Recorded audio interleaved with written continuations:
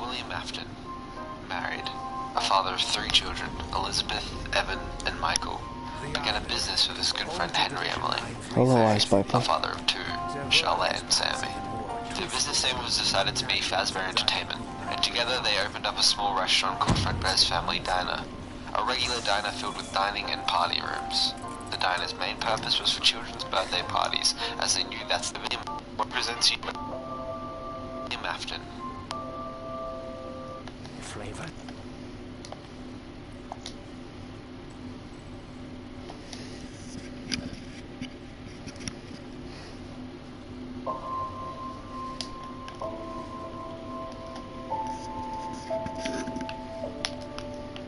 How's it going, man?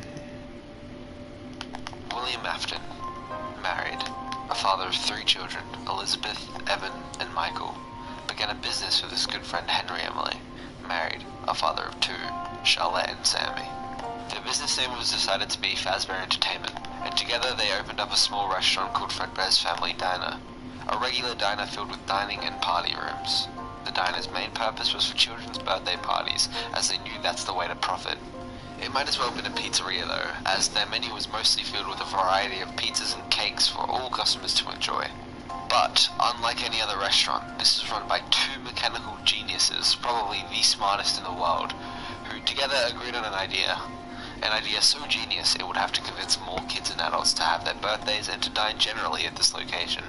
An idea that would drive their revenue through the roof, and unknowingly to them, and an idea that would shape the future of both their lives forever. The idea was put into motion almost instantly. Their creative minds wouldn't allow for hesitation. It was time. They were ready for business and destined for success. William and Henry created 2 spring-lock suits that they could wear and serve customers in, but the suits could also pass as animatronics to perform for the customers on a stage. These 2 spring-lock suits would end up becoming the main attraction of the diner, and the 2 suits would don the names Fredbear and Spring Bonnie. Business was booming. The 2 were receiving money from all directions. Parents loved the place. They could just chill back and eat some pizza while their children ran around and admired the animatronics. Children flocked to the diner daily to see the Springlock animatronics. If someone wanted a birthday, due to the success of Fredbear's, a sister location opened up called Freddy Fazbear's Pizzeria, with Freddy, Bonnie, Chica, and Foxy as the main stars. These 4 became really popular really quickly, so they ended up selling masks and merch to increase their revenue. But business doesn't change a man's mentality. William Afton may have been married, a father of 3 children, and thanks to Fredbear's, a wealthy man. But however his life was, he wasn't a good man. Abusive, destructive, and cruel. The one reason he is where he is today is because he is smart and a strategist. The money did nothing but grow his toxic and dangerous personality. He looked to Spring Bonnie, and then out to his pizzeria he helped create. And upon scanning the crowds, he put on the Springlock animatronic suit with a stable plan for an unstable man. Tonight, 5 children would have a birthday party they would never forget and never let go.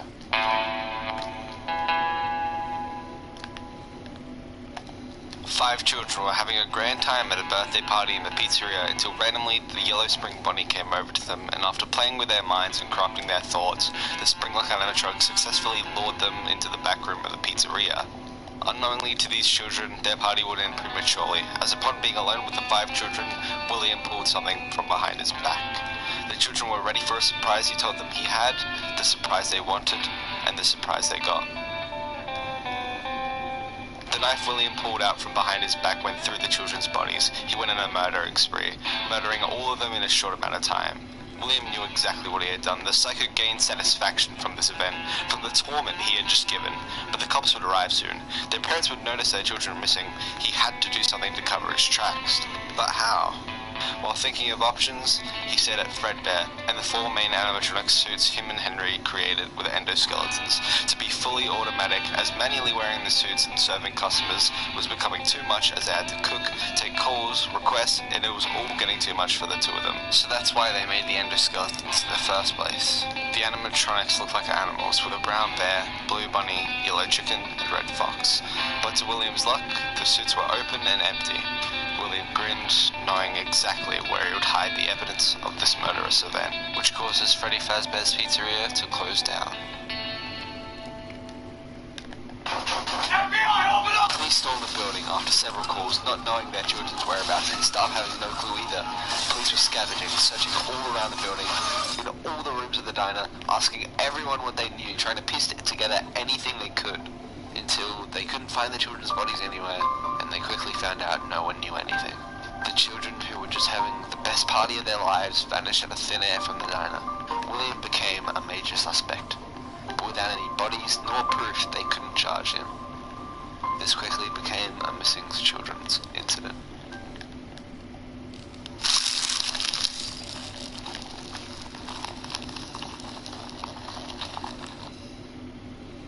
Satisfaction, exhilaration.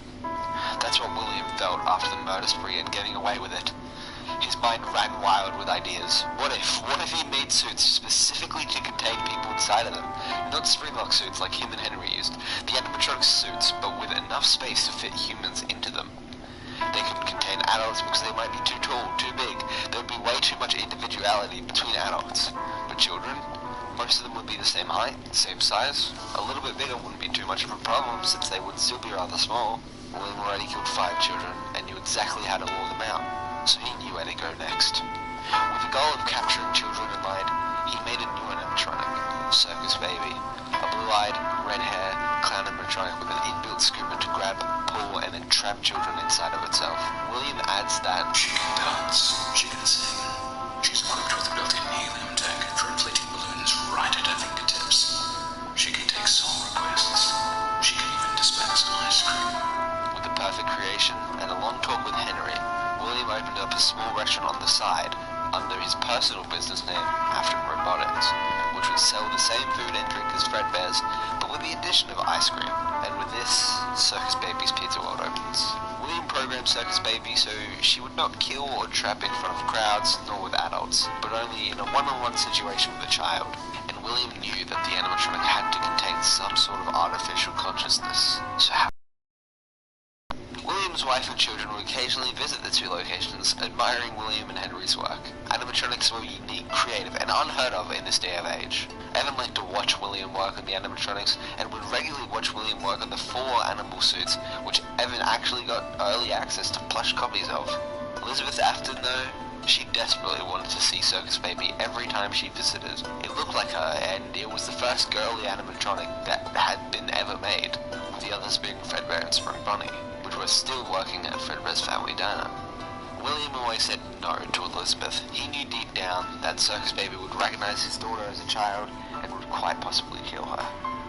Elizabeth kept asking, Daddy, why won't you let me play with her? Daddy, you let the other children go see her. Why won't you let me go? Daddy, just once let me go play with her. She's so pretty and shiny. Didn't you make her just for me? Daddy, she can make balloons. Have you seen her make balloons? Oh, Daddy, let me go to her. no, was always the answer. William took no risk. His own daughter dying to his creation was not an option on the table. So he always took Elizabeth away from the animatronic and distanced her from the clutches of Circus Baby. But one night, while William was busy with a party of people coming into the restaurant, Elizabeth snuck away from William and went to finally see Circus Baby. Stubbornness, ignorance, and arrogance. 3 words which perfectly describe Elizabeth's actions as she headed towards the animatronic. Circus Baby watched this little girl run with excitement and started to dispense ice cream, a luring tactic, something she had never done before. Daddy isn't watching. Don't tell Daddy that I'm here. I wanted to watch your show too. I don't know why he won't let me come see you. You're wonderful. Where do the other children go? Elizabeth's final words, a question, a moment of realization. Elizabeth died as a direct result of William's actions. She was inside Circus Baby's suit, her screams covered by the children running back into the room with excitement. William came with his party of children and wondered where his own went. He looked around and remembered Elizabeth's words. Daddy, let me go to her. Didn't you make her just for me? He then looked to Circus Baby, who coldly stared back. This was a giant mistake. William couldn't comprehend this. This wasn't meant to happen. She should have listened. No, he should have made it happen. No, she shouldn't have been so stubborn. No, yes, no. William couldn't put together a single coherent thought in his mind. A psycho losing a loved one is not going to go well.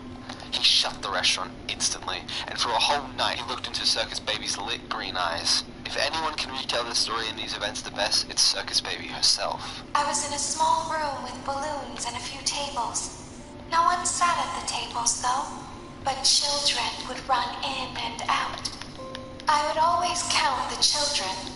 I'm not sure why. I was always acutely aware of how many there were in the room with me. I can do something special. Did you know that? I can make ice cream. Although I only did it once. There were 4, then 3, then 2, then 1. Something happened when there was 1. A little girl, standing by herself. I was no longer myself, and I stopped singing. My stomach opened, and there was ice cream. I couldn't move, at least, not until she stepped closer. There was screaming for a moment, but only for a moment. Then other children rushed in again, but they couldn't hear her over the sounds of their own excitement. I still hear her sometimes. Why did that happen? Help fuel whatever your day throws your way. God, shut the fuck up. William was why that happened. All William could think of was his darling daughter, now lost to his own creation.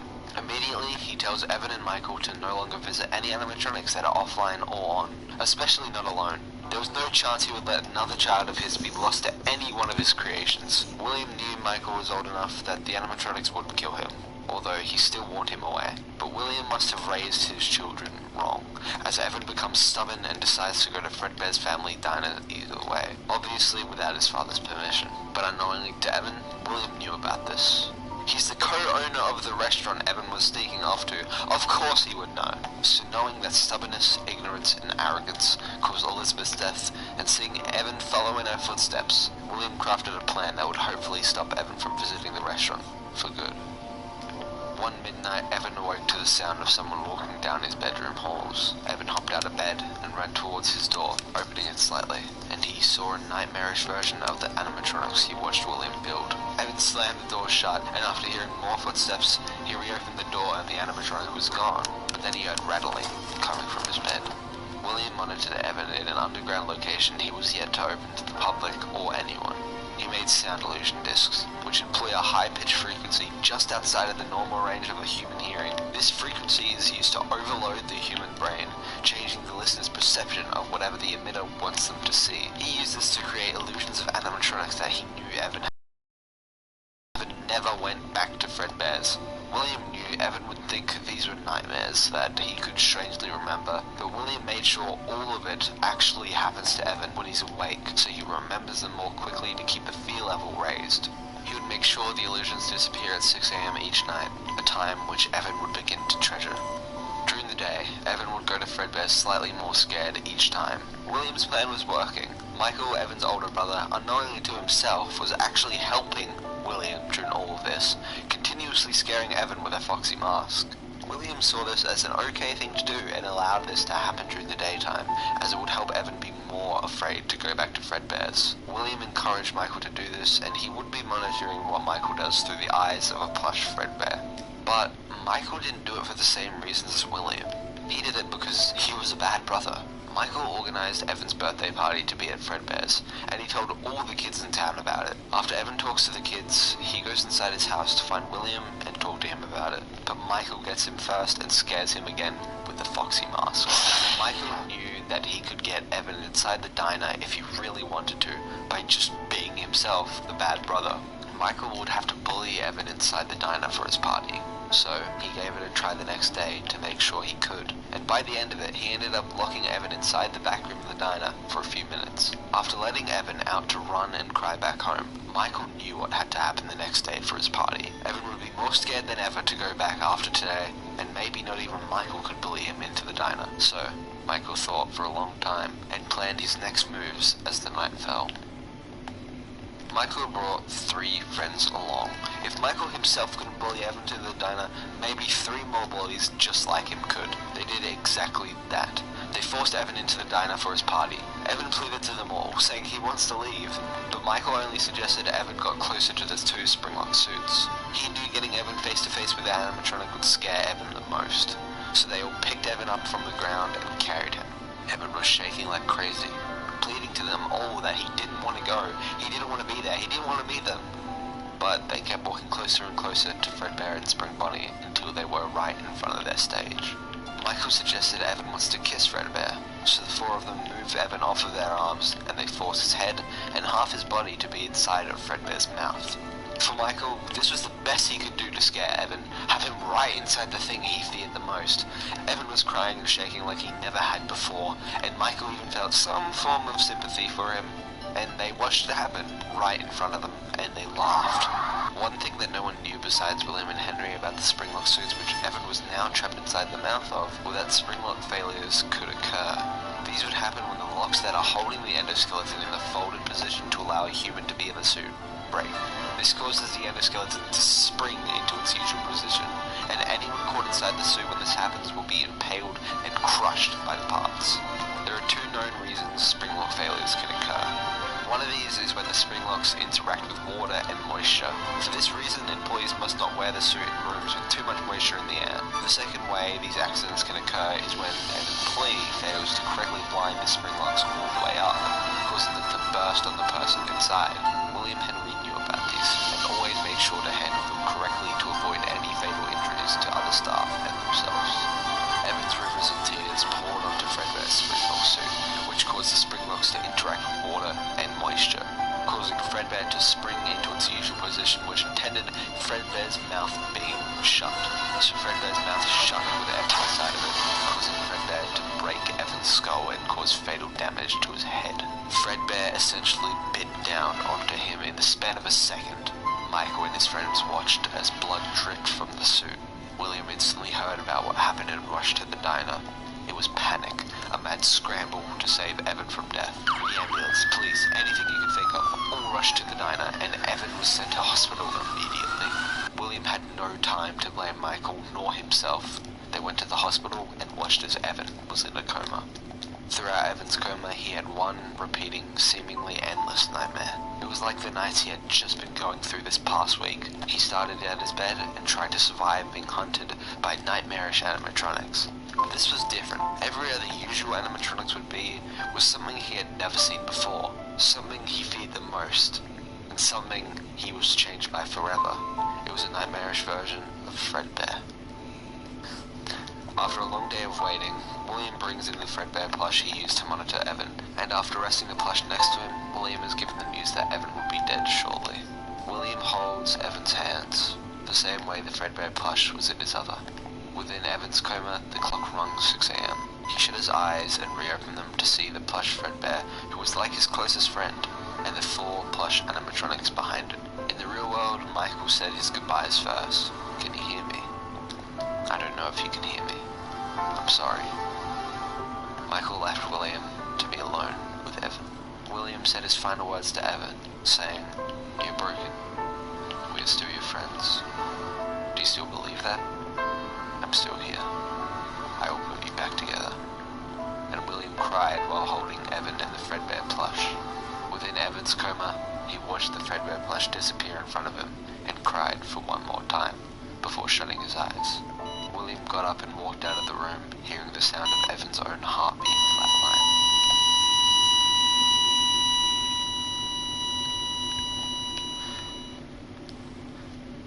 Fredbear's family diner closes instantly. The police still suspect William for the missing children's incident, which causes Henry to consider cutting ties with William while continuing the Fazbear brand.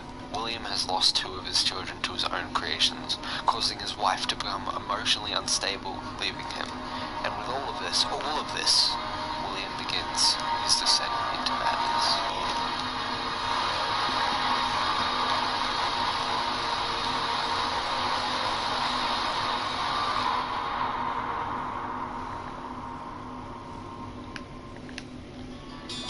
So many days is yet to come. I swear to God, if this is copyright. So many times has come to light. What really happened at Fredbear's? Where did all those children really go? Most importantly, what's next for Fazbear's Entertainment? Henry and Emily thought for days, weeks, months. How can the business possibly come back from this? How can he fix all those issues and bring people in again? There were so many problems with the previous location. To name a few, the Springlock suits failed massively, killing William's child and being an extremely dangerous idea to begin with. The work-in-progress animatronics from Fredbear's need more time, as now Henry would be completely taking over their construction. William Afton is still a major suspect of the missing children's incident. So quick to work with him again, so he would have to solo it. The fact that the incident even happened in the first place was bad enough. They needed more security. Henry thought and came up with one easy, seemingly simple solution. Remove the problems that distort the Fredbear name. Instead of doing it solo, Henry needed to take Fazbear Entertainment to the next level in business by creating a team. A team of hard-working managers, night shift workers, chefs, accountants, executives, and so much more. He would be able to fund this team with the profits made off of Fredbear's family diner. This new team had their first meeting and discussed what to do with the animatronics. And together, they eventually decided to move the previous animatronics, such as the work-in-progress bear, bunny, chicken, and fox, into parts and services, a new room in the new location. The company began working on new toy animatronics, which they decided would be classic-looking animatronics, which weren't Springlock suits, but a normal suit with an endoskeleton inside, with fully functional fingers, wedge-shaped feet, eyelashes, and facial appearances reminiscent of a ventriloquist doll. They also wanted to include some new, unique, different animatronics to the brand, which they eventually created. A smaller, childlike animatronic, which the children could relate to. Unlike the animatronics, this is more human-looking. This animatronic held a sign in one hand, saying exactly what was being held in the other. This animatronic was called Balloon Boy. Now only two problems remain: William and security, which Henry vowed to solve on his own, as in his mind, only he could do it right. Upon thinking over several days while his company worked on this new location, which would be a juniors to Fredbear's, he knew William could not be attached to the company anymore. Having a man thought to be the murderer of 5 children, co-owning the restaurant, no, even being in their team, would be the worst look for the children's entertainment company with their specific demographic. So, Henry would need a source of sort of security, some sort of way to allow everyone in, but keep William out. After several nights of coming up with different ideas, he eventually settled on one: a facial recognition system. If a human's eyes met with the toy animatronics, with the right designing and coding, they would be able to tell whether you were William or not. There was no doubt this wouldn't work, so Henry began making and then putting his idea into motion. Henry wanted nothing more than the safety of his customers. He wouldn't want to lose all those kids and watch all their lives be taken away. And unlike William, this brought a thought to his mind. He thought of his darling daughter Charlotte, or Charlie for short, and made sure that just in case the facial recognition failed, his daughter would be safe no matter. Henry loved showing Charlie his work and would love bringing her into locations. But as soon as the missing children's incident occurred, he was always unsure of bringing her to the locations, or even just letting her anywhere near the creations. So, he created an animatronic that sat in a box, was held by strings like a marionette, and would specifically look out for Charlie, and protect her with security as its main priority. He called this animatronic the Puppet.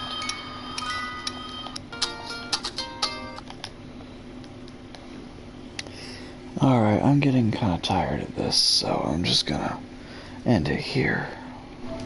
See you guys later.